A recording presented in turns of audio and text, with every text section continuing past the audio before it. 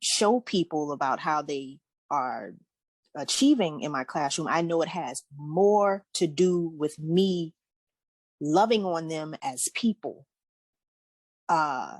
versus the fact that I know how to make them memorize something. And it's not even memory. I give them a reason to want to learn something. So that means that I've gotten to know them as people and how this relates to them. And that right there is the difference between an educator and a teacher, especially as they're seeing so many people do this, what they call the great resignation and people leaving. It's important that people remember that after the bell rings, teachers are humans. Welcome back to the Empowered Woman, Badass, and Unfiltered podcast. Your host, Olivia, Coach Liv, here today. And I am here with Erica Alcox. She is a certified life coach, serial entrepreneur, master educator.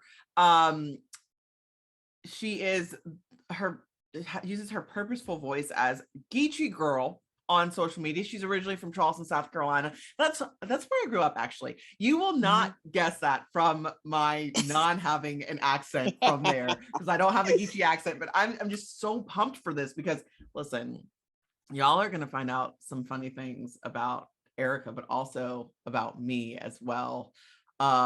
This is just like a little part of home coming through. And you know what we're talking about, though, like just normalizing and treating teachers like humans. So we're doing healing in mental health for teachers, because Erica's been a teacher for a very, very long time and worked in the industry in that industry for a very long time, and has seen the changes that have taken place. And you know what, for those of you that are listening that are not teachers but are parents, it's not the kids. So wow, that's all being said. Let's go ahead and get into this. Erica, it's such a pleasure to have you. I am so pleased to be here. I'm excited. And again, guys, all her links are in the show notes below. If you're watching this on YouTube, they are in the description box below. But yeah, you know what? I want to just first ask you, who is Erica Alcox? When you find out, let me know. Because every day I'm finding out bits and pieces of me that either I forgot about or I'm discovering. And just recently, having turned 50, that's a whole nother, I'm not even going to say a whole nother chapter. It's like a whole nother book. And it's like, really?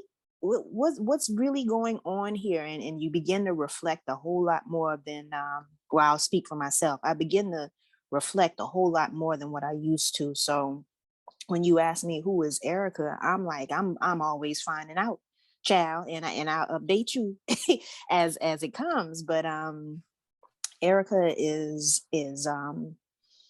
a gentle spirit, a gentle soul, sensitive, but will cuss you out if you cross lines. Because if I told you what the line and the boundary is, why are you disrespecting it?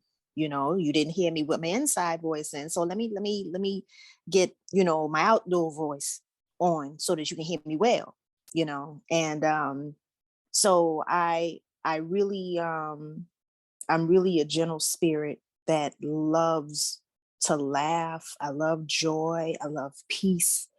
I love anything that is synonymous with a person feeling safe and feeling secure and whole and complete, just those things. And, a lot of people say, oh, you a tree hugger now? No, I ain't gonna say that. I like being outside, and I like doing things that are unconventional. But at the same time, I really feel like everything is so simple, and here we come and complicate things, so I'm a person that loves to let things be as they naturally are, so that you can enjoy just how beautiful it is in its purest form. Is when we begin to add all of the unnecessary stuff to where that beauty begins to to fade a little bit, you know. So I know that's a long drawn out answer. That's who Erica is too. I'm a thinker. But I am a thinker, I'm a lover, I am a laugher, I'm a liver of life, I am creative, I am how should I say, I'm a free spirit. I'm really, really a free spirit that just wants to see everything in its purest form so that we can just get that that ooh moment that, you know, doesn't tend to be as ooh and ahing when you've contaminated it. Thank you for sharing that. I think that it's very important for us to have educators that are like you, because it embraces the children to also think for themselves. Hmm. Um, and it's really hard because our systems, it seems to me from the outside looking in, that it's very much, and from like having like been in school, it's very much an indoctrination the way our school systems are. It's, we're supposed to think a certain way, you're supposed to do things a certain way. Our society is kind of built that way too. It's like, was, if you're a Christian, you're supposed to think this about this topic, you're supposed to have these political beliefs. If you're Black, you're supposed to have these beliefs. If you're, so when you mention unconventional, I think that's, it's just unconventional for and correct me if I'm wrong, just for who society says you're supposed to be.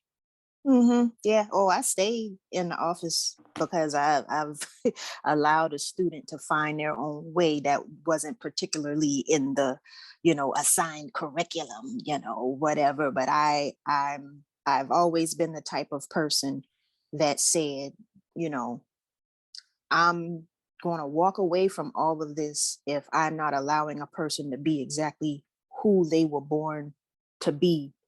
Long as you don't cause any hurt, harm, or danger to somebody that, you know, is not from self-defense or anything like that. But, you know, um, it, it- it's just an issue for me fundamentally. If somebody is working to find their own way, even if they don't have the answers, there's a difference between guiding someone and telling somebody what to do. Mhm. um because we all have our own paths to travel, and the more, you know, I'm sounding like, you know, the wise elderly people who used to sit on the porch and good evening, you know, and would give you the simplest advice with just the shortest sentence, and it would make so much sense to them, might not really make sense to you, and that, as they say, keep on living, and then you like, that's what they was talking about, you know. So it's just something about not being able to allow a student, whether it's traditional or non-traditional students, because I have students of all ages, um, that they have their experiences, they have their quote unquote assignment on this planet, and it's not my job to tell them what to do, but to give them the tools they need to find out what it is they need to do that's right for them in that moment. So when you translate that over to the classroom, and how you were saying it just seems like it's such an indoctrination. Um, there, I don't get me wrong, I do teach the content that, you know, I'm hired to teach. However, I make sure that it's not just memorization of these random facts and formulas, but also how does this apply to you as a person and all of the roles that you play, be it, you know, you as this teenager, or you as a community member, or you as a friend, a sister, a brother, a parent, you know, a future parent, a caregiver. How does this apply to you? And that's also why I like so much what I teach is family and consumer sciences, what we used to call the home ec. You know, oh, go bake some cookies and sew on a button. And it's so much more than that. It's life skills. And when you get into, you know, helping people understand what their role is in their life, in the different dynamics that they're, you know, involved in, there are some decisions that they have to make, and being able also to empathize with the people who they're interacting with. So it's a bit much to stick to a curriculum that's in black and white, and then you look at your students who are all shades and come from different backgrounds, and you don't try to infuse that in the lesson so that it resonates with them. I'm not in the business of just wasting people's time to say, oh, that was a great lesson that you memorized and gave them these facts. What did you learn from this, and how did it help you? you know Critical thinking is something that we're losing as a society, and your method of teaching helps with critical thinking, because it's like we hmm can't just be robots. We're not robots, we're humans, and we have to be able to take our different life experiences. Even when it comes to cooking, people cook things differently. It don't mean it hmm don't taste good. Like some people, I love I love a baked mac and cheese. My husband likes stovetop mac and cheese. You know, um, you still need ingredients. You still got to hmm you still, it might be the same ingredients, but it's just done a different way. But you've hmm got to be able to think in a different way, even it's something as simple as that. And you said kind of like a Geechee quote, and I have, there's one of my favorite Geechee quotes that I thought about that I need to remember this on a constant basis, and it's, don't worry about the next man, worry about one somebody. And I love that quote. yeah, it's you know sometimes people get that quote messed up a little bit, because they take that as, oh, you need to be selfish to the point of Stop and comparing yourself to other people. right. And I'm like, it's simple, but then again, that's proof of people's experiences, and how we can look all at the same one thing and see 50 billion different things. And it's like, oh, I know you are uncomfortable with yourself, especially like high school students. I tell my students all the time, I say, I don't envy y'all, because y'all are in a phase of your life where you have no clue what in the world is really going on, and yet you want to be so independent yet dependent at the same time, and people are treating you like that as well. And it's like, well, do I come, do I go, do I stay, do I leave, do I what do I do? And then when I make a choice and it's not the thing to do, now do you even have the maturity or the emotional intelligence to deal with the repercussions of a choice you made? Whereas trial and error, that's what life is. But it just seems so hard. I look and I admire every student that comes to class every single day with all of these people around them who hold them to such a high expectation. Sometimes they're realistic, sometimes they're not. But for example, during quarantine, having any type of empathy for a student who their their life really revolves around the social interaction with their friends at school, and now that's being snatched away, and now I got to be in a house with people who I may or may not like. Yeah, I might love them, but do I even like them? Do they even understand me? And um you know it's hard for them to find a place where they like themselves, because they're still getting to know themselves. I mean, some of us are way past teenage years and still getting to know ourselves, because we evolve each day. But you know, it's something that it's been shown that you have to repeat something 28, 29 times before it becomes a habit, before it becomes a learned behavior. And so that goes even with learning to love ourselves and accept ourselves and to appreciate ourselves for who we naturally are. And so every day, I'm finding something to affirm them, to help them, because some of them, myself included, when I was a teenager, didn't know how to do that. What is that? And now here it is, they're bombarded with all of these images and expectations via social media and all of these things that they may not necessarily be mature enough to handle in the moment, because we were, for the most part, there were gatekeepers, so we had a lot of stuff that we weren't exposed to, whether we snuck and exposed ourselves or whatever. But it's harder to protect them per se from things that they're not really ready to absorb just yet. And so it has an impact on who they believe they are, who they believe they should be, and whether or not they like that. Because now they have to, in their head, they're thinking that they have to do this and do that in order to be liked. It doesn't matter what year, if it's the 1950s, if it's the 2010s, it's the 2020s, it is that phase. So, I just hope every day that I do have the responsibility of playing a part as an educator, as a coach. I don't too much like the word mentor for several reasons, but I coach because you're on the sideline while they're the ones they're on the field, and making sure I'm doing my part to give them what they need in order to do what they feel they need to do, as who they feel they are, if that makes sense. Oh, it makes a lot of sense. Thank you for all of that. I mean, I look at what children see now on social media and what they're exposed to. And for me, like, I look at some things, I'm like, this is inappropriate. Like, people are never wearing clothes. Like, okay, they'll wear clothes, but like, there's a lot less clothes being worn. That, and how things are. We live in such a polarized world. It's like you either believe this or you have to be this way, and what about the middle?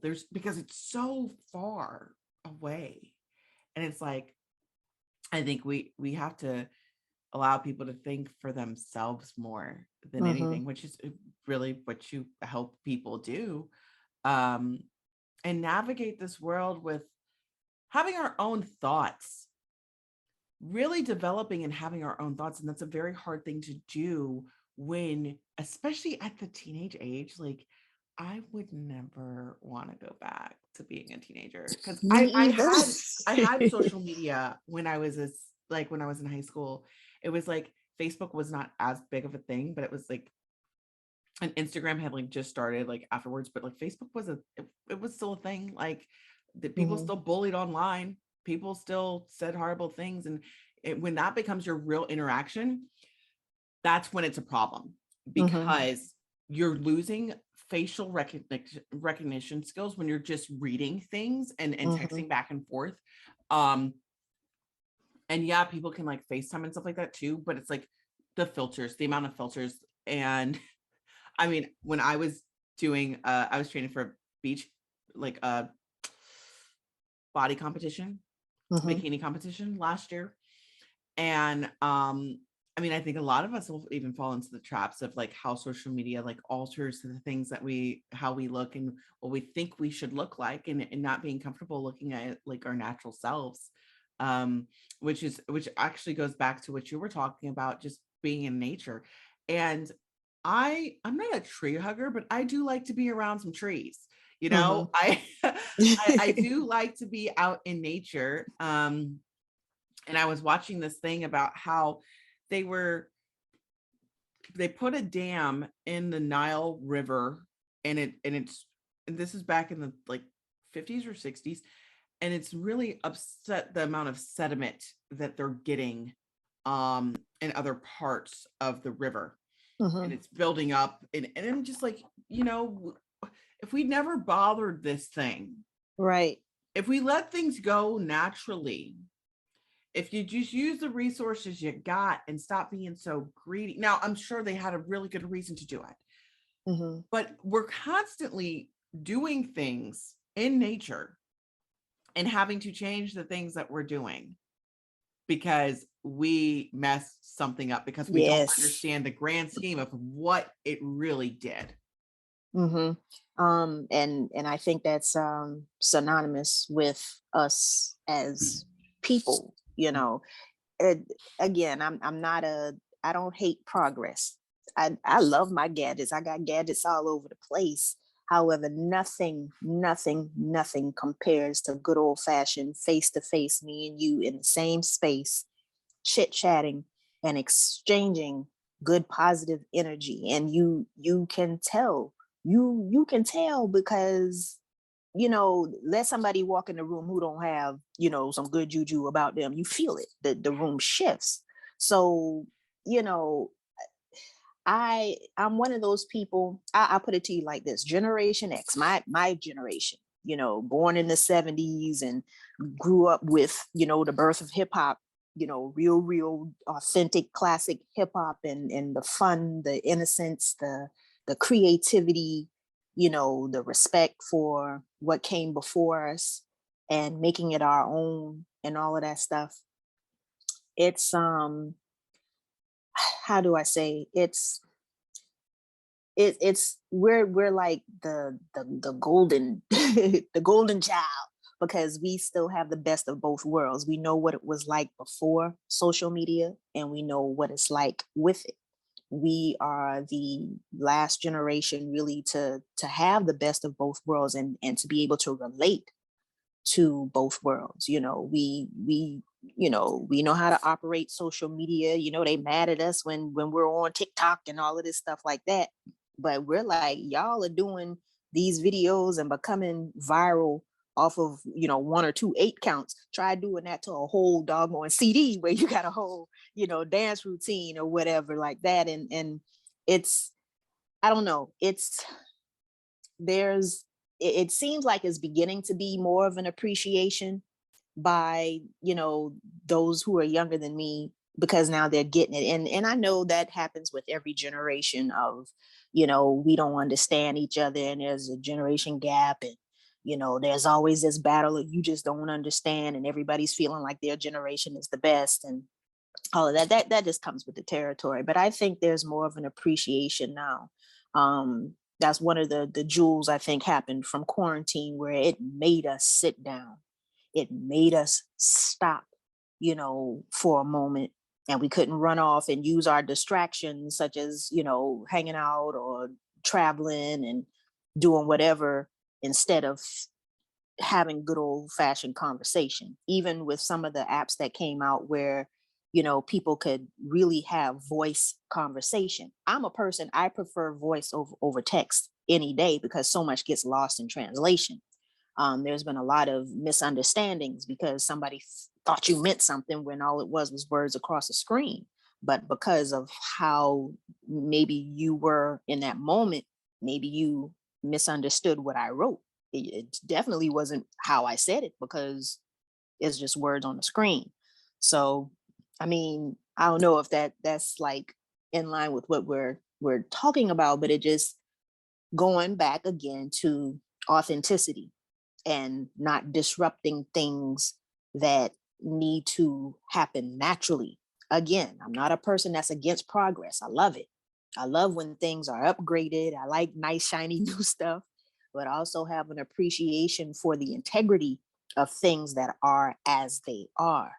I we can look at that as so many different ways with how we as humans can change and alter our appearance, whether it be a filter or whether it be, I'm gonna change the color of my hair or the length of my hair, or whatever. I think that I think there's just a healthy balance that should exist in everything that we do, that allows us to have this human experience and have it with a twinkle in our eye, and that doesn't cause, again, anybody any hurt, harm, or danger. And that's what I do that inside a class, because I take it seriously as an educator, that there are these young people who come to me a certain time every day for 180 days. And when they get to be my age, they're going to reflect back and either remember me with a smile or remember me with PTSD in their head. I choose to be that educator that helps them, to live their life in a way that brings a smile to their face. And you know, I'm not even gonna say luckily, I've been blessed to be able to have such a great relationship with all, just about, I would say 98%, because I'm gonna be a real, there's some that they just can't handle me. I'm not for them. I'm not their person. And they're in their mid to late 30s, becoming parents and business owners and everything. And we still to this day are, in touch. And seeing them reach the milestones, especially when I see them reach the age that I was when I taught them, I'm like, wow, I was that age when I met them.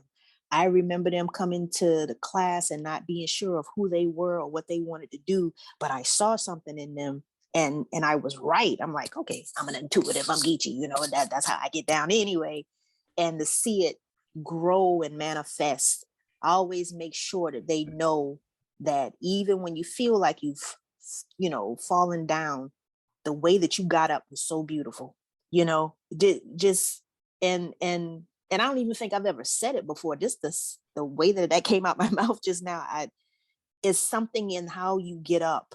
It's just something about how you get up. And every person, especially teenagers, but every person in every age group needs to hear that.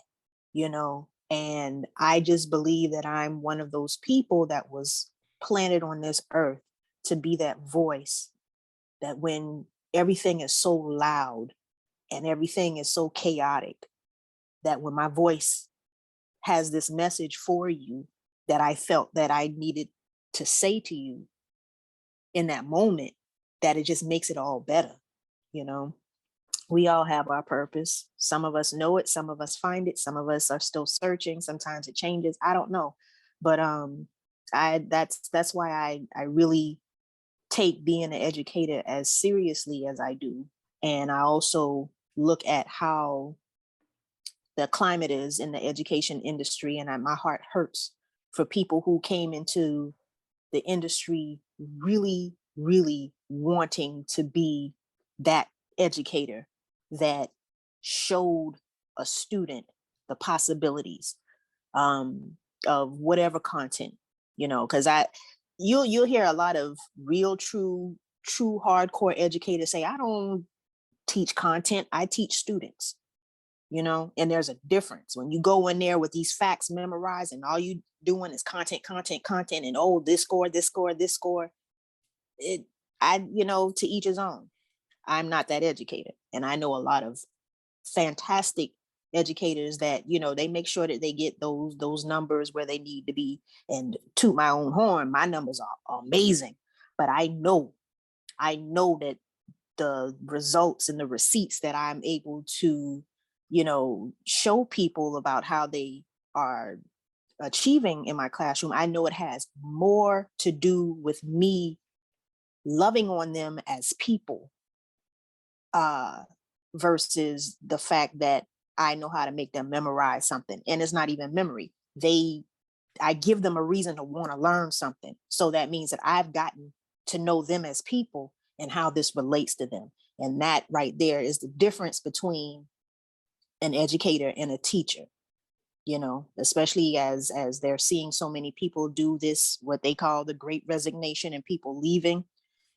It's important that people remember that after the bell rings, teachers are humans, and I think a lot of us can remember being in school and freaking out when we saw our teacher inside of the grocery store. We thought they lived at school, and it's so funny that we had that thought, but no, these are human beings with families of their own, with goals of their own, with issues of their own, feelings, bills, just like everybody else. And here it is, we're in this state of this country where people are like, you know what, I think I need to walk away for my mental health. It's not a fact of, oh, you get summers off. No, that is recovery. That is straight up recovery, because I'll just speak for myself. It takes me about a good month and some change to really kind of detox from all of the things that are put on our shoulders being charged with making sure we impart knowledge on our young minds, and then being told to jump through this hoop and that hoop and this hoop and that hoop, and then not providing supplies and tools in order for us to jump through those hoops, and then being criticized for how we figured out how to jump through those hoops, that was probably even better than what was even envisioned by, the powers that be. um and it's sad. It's sad, and I have such a high level of concern for people's emotional well-being, especially as a certified life coach. And I look at how many teachers are sacrificing their emotional well-being because there's this thing called teacher guilt. um, and if you think about, let's think about a family where you have two parents and then a child, and something happens and the parents don't get along, and now each parent is utilizing, or not each parent, but one parent is using the child as a pawn to make the other parent, you know put them in these uncomfortable situations. And so many people say, well, that's what you signed up for. No, I didn't sign up to be treated like I don't matter. I signed up to be treated like a professional that I am, and all of these certificates and degrees and professional developments and, ideas that I created because I saw who my students are. So, it's a conversation that has been happening more and more and more.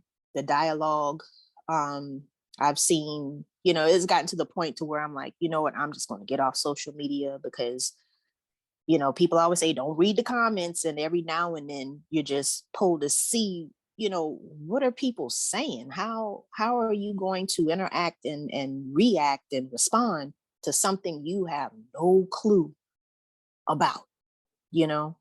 So I know that got kind of dark a little quick, but it's the truth of the matter about, Yeah. about what's going on and how this is going to impact households. So it's my hope that this dialogue, I know it's going to get harder because people are trying to understand, and people have their interests that they're trying to protect. However, we have to be very honest and do the difficult deed of leaving ego at the door and really getting down to the nitty gritty of exactly what needs to be done.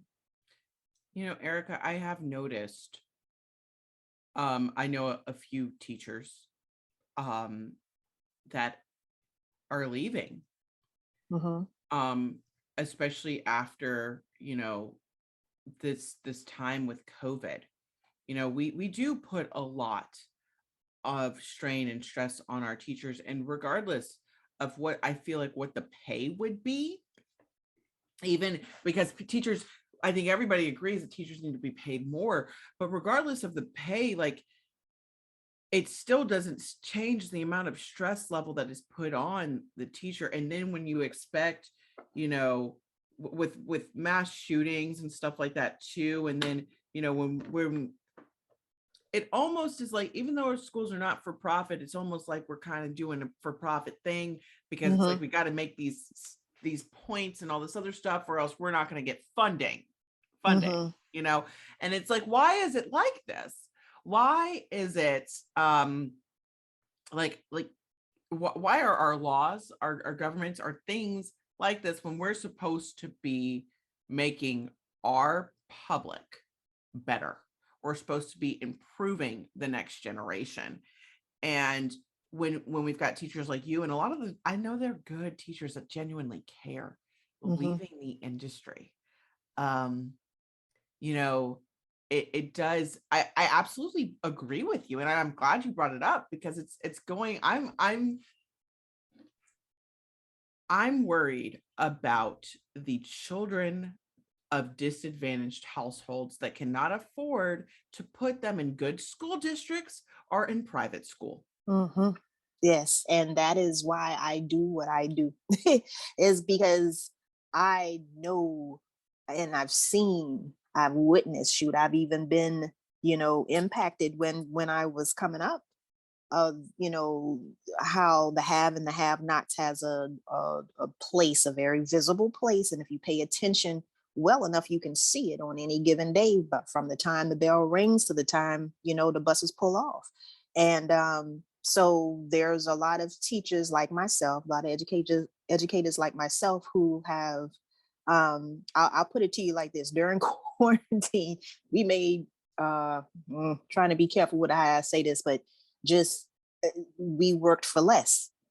They felt that, you know, what we were doing wasn't as much as what we were doing on campus. And I was like, it was the hardest year of educating ever, and not just during quarantine, but even when we came back, because now there's this shift in how they responded to being on campus, and with all of these restraints, and nothing was ever going to be the same, and so it was even harder.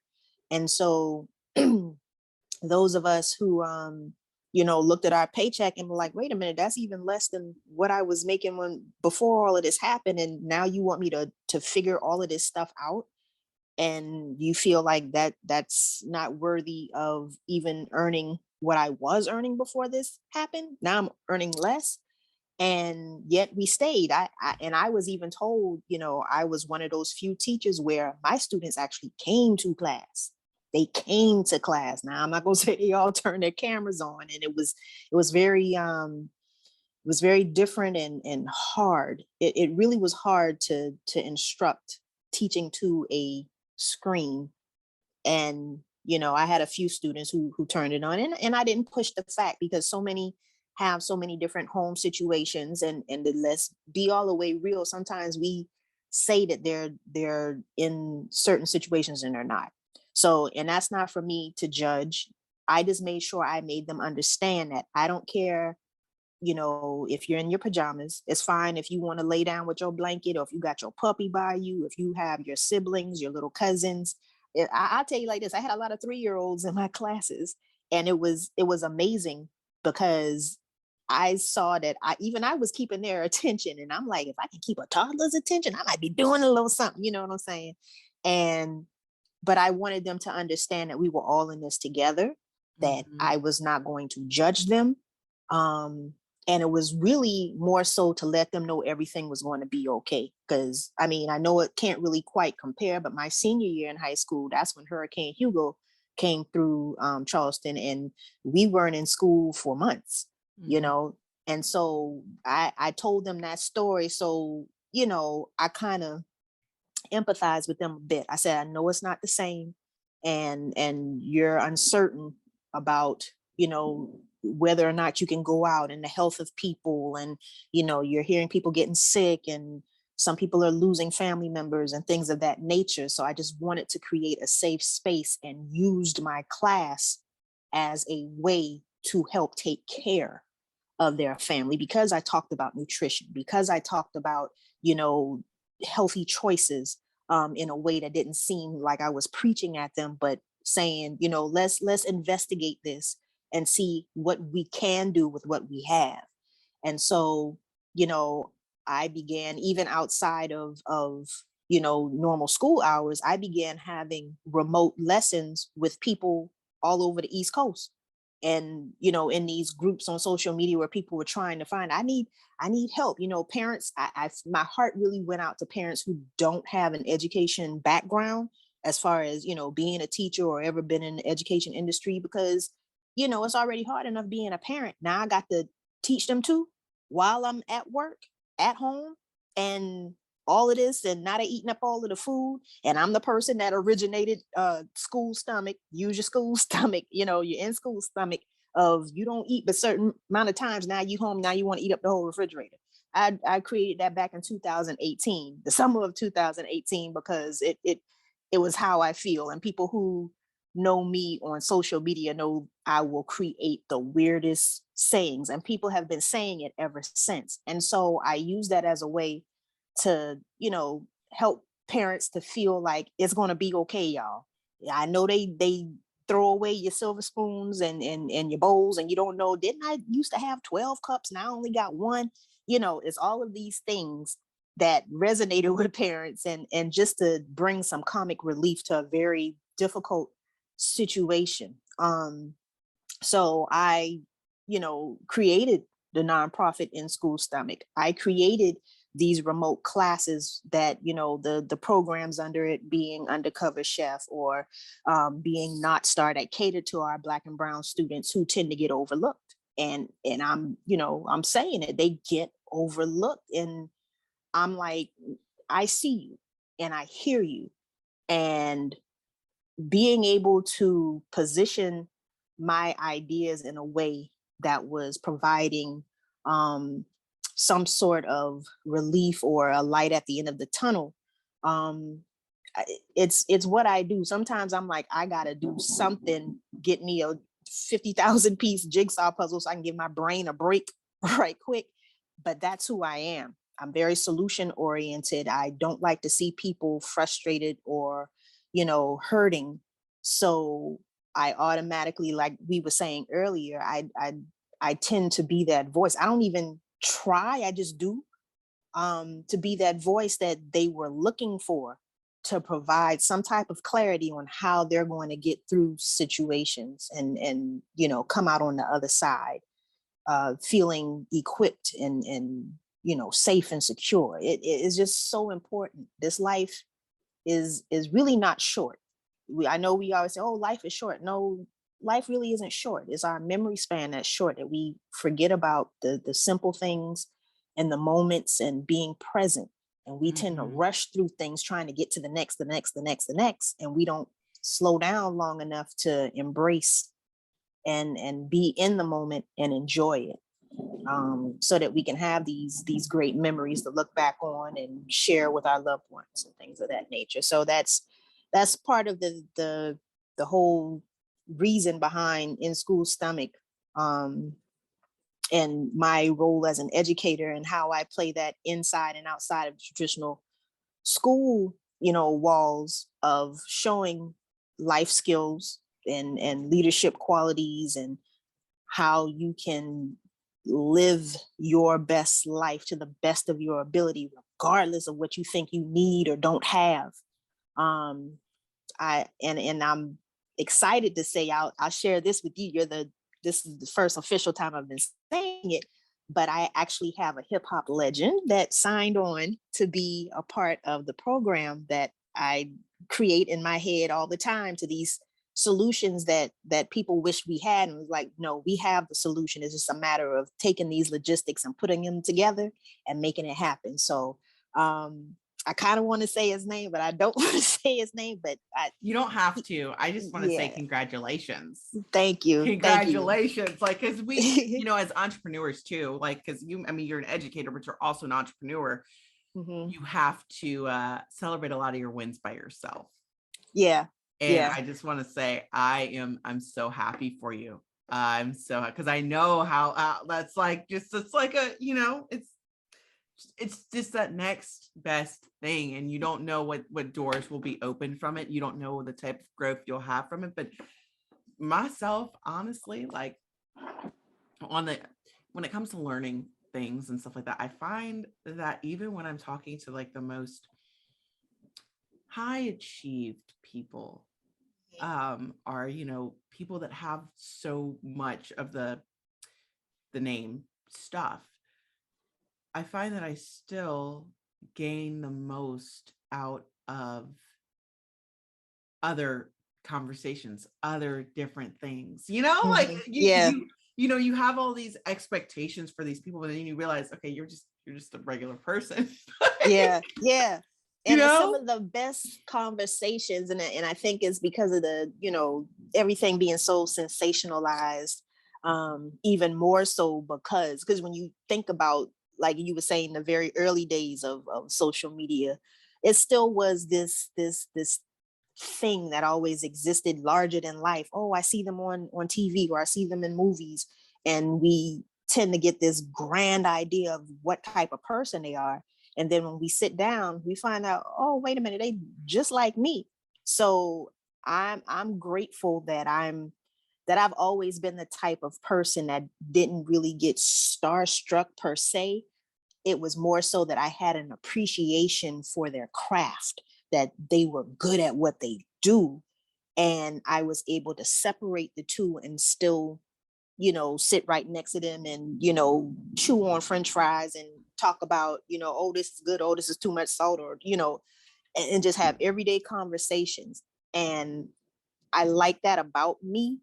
Um, not to, judge anybody who gets, starry eyed, because I'm gonna tell you now, if I had ever had the opportunity to meet Prince, I would have been a whole fool because he is this larger than life personality, or, and I say is because energy is never destroyed. So, he's very much present, just in another form. But anyway, just being able to be in a position, a mindset to where you don't allow a person's presence to rattle you, and you can still make room for yourself and know that you are just as worthy of having dialogue with them, and that you too are important, and what you have on your heart is important, and approaching it from a very, genuine place with no hidden agendas.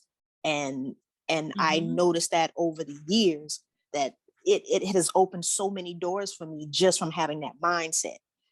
I could tell you stories for days. I have a book that is out that I tell stories, and people like it. I remember when you made that post. That's what was going on. Yep. So I tell people all the time, I just wake up and there's content. There's content. So, And that's, I think that happens when you think for yourself too, and you really live in the moment and you have those experiences, because yes, life is long. When you don't do the day-to-day, just go by, just, but when you are actually present and you're in the moment and you take from each thing, and you, our memories are short, but when you, like you were saying, you reflect on things and you go back, you know what? No, that wasn't it. It might have just been last week, but it seems so long ago because you live such an experienced life. It's the experiences that you have in your life that make your life full. Right. And seeing the full circle moments of the kids that you've impacted that are now adults, and reproducing other children, and just the changes, and just the different impacts you've made, not even with the children that you've taught, but the ones that you've the adults that you've worked with, the different the different aspects. And you were talking about how we are multifaceted people, and we are all there's so much layers and complexity to individuals. And I think honestly the complexity comes from the different experiences that people have. The more experiences people have, the more layers there are, the more they can't fit into a box, because you might think a person and even you might think yourself, but really, hold on, wait, you forgot that, or you didn't know you would react to this way, and you didn't, that's really it's kind of like the beauty of life itself. But no, Erica, I just want to thank you so much for being here today and sharing your wisdom, and what you've provided in the school systems and just in the world in general. And thank you. I'm so happy to be connected. And no, this was so much fun. Thank you. Yes, I could do this all day, and just when you said, and thank you for recognizing, not just students, but also the adults. And that's what's so fun, especially about the things that I have down the pipeline. I'll be in Charlotte and that's where all of this started as an educator. So I'll be visiting there to do a rich auntie brunch and bosoms. Ooh, that'll be fun.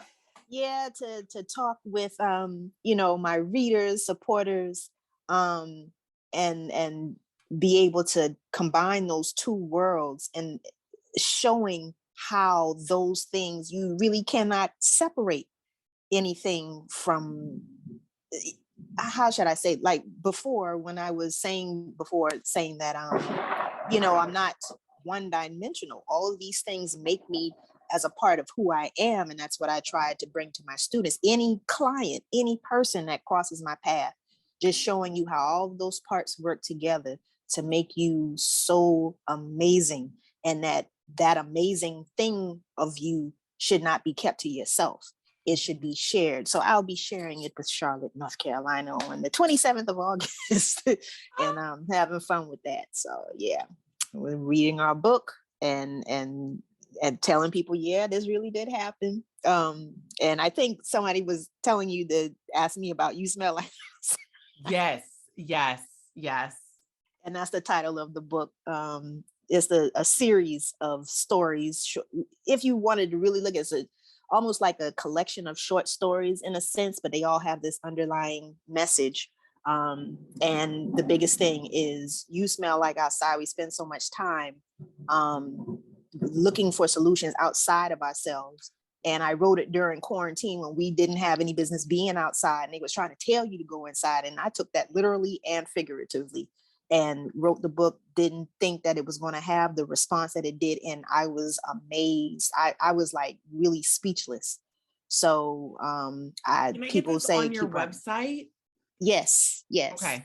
And the okrasouptruth.com is the website, guys. It is linked below. And she's got so many different products on here too. So yeah, and you smell like outside. It's 11/11. Oh man, that's a number. That's yeah, a number and there. and that's the first edition, because I was told, I was tapped on the shoulder by somebody who is in the industry, has some clout as far as credibility, and they said you need to squeeze that lemon just a little bit more because you're playing with it. And I was like, oh, okay. So I went back and did an extended version, and also now the second version is coming out. I'm just going to keep on writing. Just keep on writing. I'm so excited to see what else you do in this next book of your life. Thank you. Thank you so much, Erica, for joining me today and sharing so much wisdom. Thank you so much for having me. I look forward to it again. Thanks for listening to this episode of the Empowered Woman, Badass and Unfiltered podcast. If you found any value in this, please consider sharing and subscribing. Now go out and be a badass.